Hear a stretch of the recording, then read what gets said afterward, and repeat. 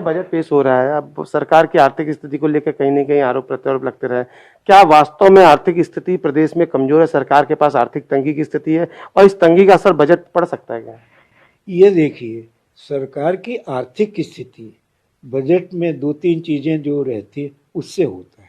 एक तो बजट में ये रहता है कि कुल जीडीपी का जो राजकोष का घाटा है वो 3% से अधिक नहीं होना चाहिए। हर राज्य सरकार, केंद्र सरकार पूरा नहीं कर पाती, केवल अरुण जेटली के समय पूरा हुआ था। वो तो 3% की सीमा में रखती है। तो राज्य सरकार के साधन कितने भी सीमित हों, अंदरूनी कितने भी अंदरूनी, तो जो मुख्य सचिव या प्रधान सचिव जो है वित्त विभाग के बता सकते हैं। मुख्यमंत्री जो बोलते ये देते हमें अमुक कल्याण होना है, बाकी काम आपको करना है। तो ये जितना, जिसे लीपा पोती नहीं बोलूँगा शब्द कि ओवर शेडोइंग जो है, जो वो तो वित्त विभाग के अधिकारी करते हैं और कहीं नजर नहीं आता है कि कमजोर स्थिति है।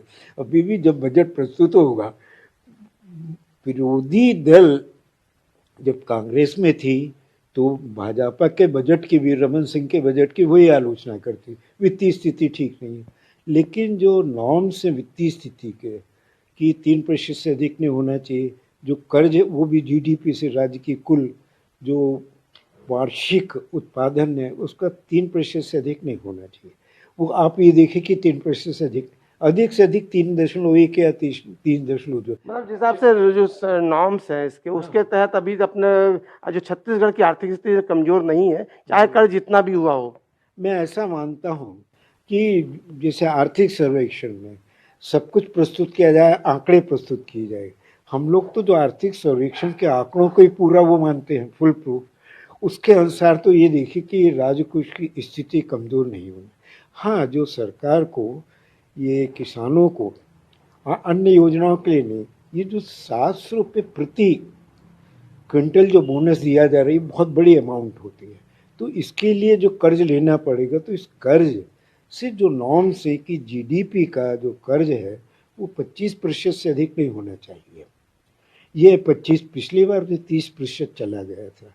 और उसी वजह से मुख्य चीज सरकार की कमजोर स्थिति, जो वादा उन्होंने यानी गंगा जल की सौगंध लेके वादा किया था राहुल गांधी के सामने, तो वो वादा तो पूरा करना पड़ेगा। गंगा जी की सौगंध ली है और सरकार, किसानों के कारण ही जीत हुई है। अभी विभागों में कटौती के लिए भी सीएम ने कहा था कि विभागों में लगभग 20 से 25% या 30% कटौती की जाए। मुख्य जो विभाग हैं जैसे कृषि, ग्राम विकास, सिंचाई, इन 3 में कटौती नहीं हुई। लेकिन हो सकता है कि जैसे उद्योग विभाग है और भी दूसरे, यानी सरकार के पास इतने अधिक विभाग हैं, स्पोर्ट्स, मतलब इतने अधिक विभाग होते हैं, यानी जैसे बजट के 3 कैटेगरी होता है कि कृषि, दूसरा उद्योग का, तीसरा अन्य। तो अन्य में जो कटौती होगी, लेकिन मुख्य जो मदे हैं यानी कृषि, ग्राम विकास और सिंचाई, इनमें कटौती की संभावना नहीं। और इसके अलावा स्वास्थ्य और शिक्षा, इसमें भी कटौती की संभावना, बल्कि छोटी छोटी योजनाएं, भले वो 1000 करोड़ रुपए के हो, 500 करोड़ के हो, लेकिन सरकार उनका अनाउंसमेंट करेगी तो आप देखेंगे कम से कम हर विभाग की दर्जनों नई योजना की गई।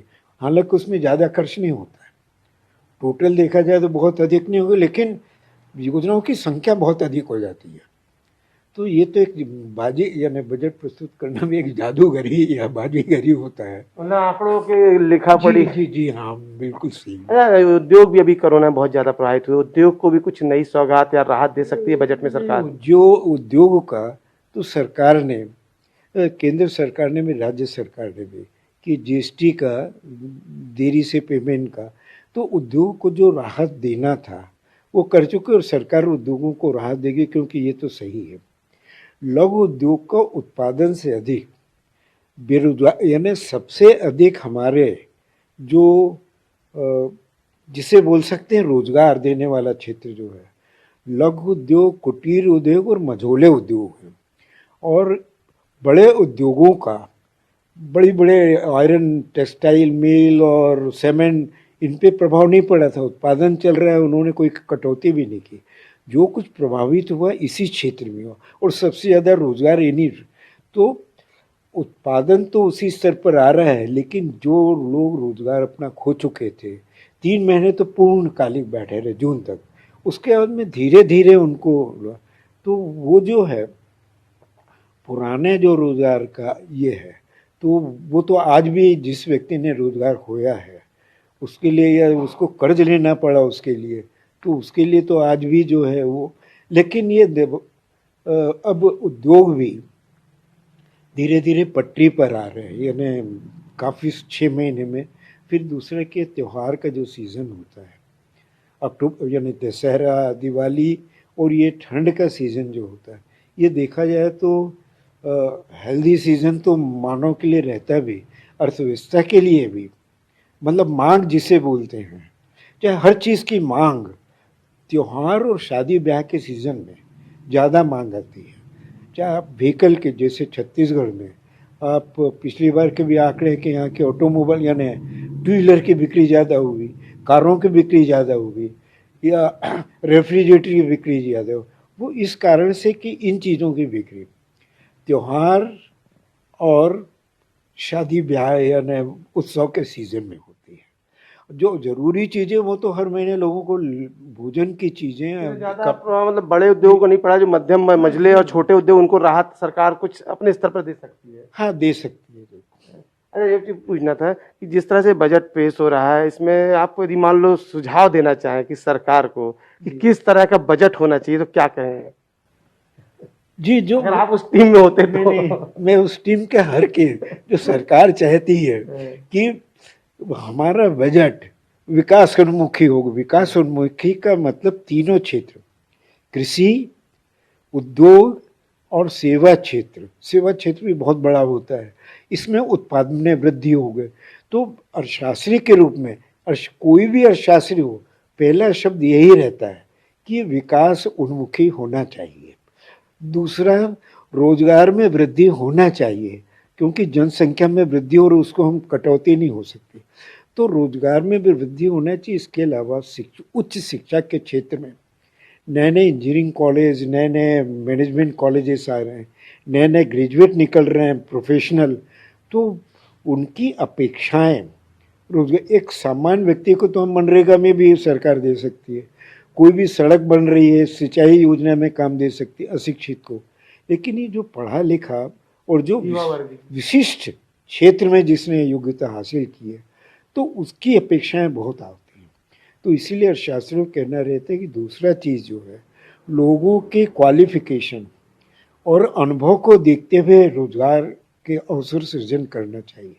अब ये देखना कि सरकार, देखा जाए तो जो बजट के हिसाब से केंद्र सरकार की योजनाएं ज़्यादा रहती, उनके पास ऐसा कोई फंड की कमी नहीं रहती, लेकिन राज्य सरकार भी अपनी ओर से इस युवा वर्ग के लिए कुछ ना कुछ अभिनव रोजगार योजनाएं प्रस्तुत करेगी, ऐसा मेरा मानना है। और अर्थशास्त्री के रूप में मेरी भी वही सलाह है कि विकास के साथ साथ भारत में रोजगार बहुत महत्वपूर्ण है, दूसरे देशों में नहीं, अमेरिका में नहीं, रूस में नहीं, लेकिन भारत में रोजगार बहुत बहुत महत्वपूर्ण है। और रोजगार इसलिए भी महत्वपूर्ण है, लोगों को रोजगार मिलेगा, खर्च करेंगे तो जो वस्तुओं की मांग बढ़ेगी, किसी रोटेट होती रहेगी, पैसा वो रोटेट होता रहता है कि मांग बढ़ती जाती है रोजगार की वजह से, तो इस मांग बढ़ती जाती है तो उत्पादन लोग बढ़ाने की कोशिश करें तो विकास होगा। तो रोजगार जो होता है, ये रोजगार विकासोन्मुखी इसीलिए कहा जाता है।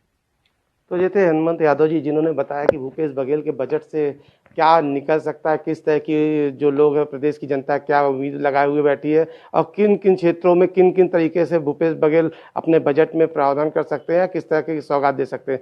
साथ ही इन्होंने सुझाव भी दिया है कि इस बजट में सबसे ज़्यादा महत्वपूर्ण है रोजगार। अगर रोजगार को महत्व दिया जाएगा तो आने वाले समय में प्रदेश का विकास जुड़ा रोजगार से विकास पर विकास होगा, ऐसा भी इन्होंने कहा है। अब देखने वाली बात है कि जो बजट आएगा भूपेश बघेल जी का, वह कितना कारगर साबित होता है, कितने लोगों की उम्मीदों पर खरा उतरता है, किन्हें क्या देता है, यह आने वाले समय में ही स्पष्ट हो पाएगा। प्रवीण कुमार सिंह, ईटीवी भारत, रायपुर।